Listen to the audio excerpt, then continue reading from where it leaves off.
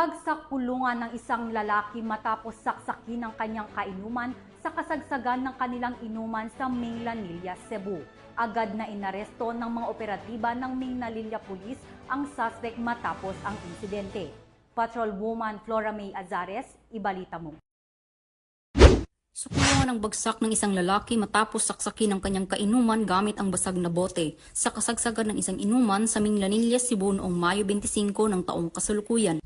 Kinilala ni Police Major Ariesa Otida, Officer in Charge ng Minglanilla Municipal Police Station, Cebu Police Provincial Office, ang suspect na si Rudy Bay, 40 anyos, operator sa Miwasco, residente ng Springwood, Barangay Tulay, Minglanilla, Cebu. Batay sa paunang investigasyon, ang biktima ay kinilalang si Jeffrey, 35 anyos, isang tubero sa Miwasco at residente ng Purok Avocado, Barangay Vito, Minglanilla, Cebu. Ayon sa ulat, dumalo ang biktima sa isang handaan at inuman sa bahay ng kanilang katrabaho.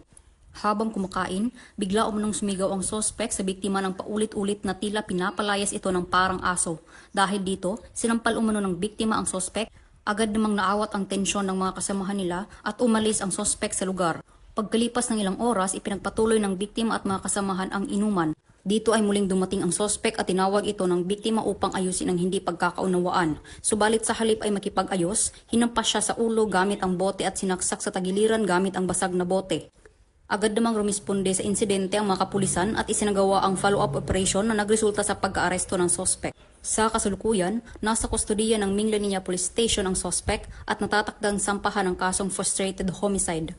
We would like to encourage the community to help us in the intensification of anti-criminality measures as we continue to preserve a peaceful and orderly Minglanilla. Mula dito sa Central Visayas, ako ang inyong Police News Network Correspondent, Patrolwoman Flora May Azares, alagad ng batas, tagataguyod ng balitang pulis. Maraming salamat, Patrolwoman Azares.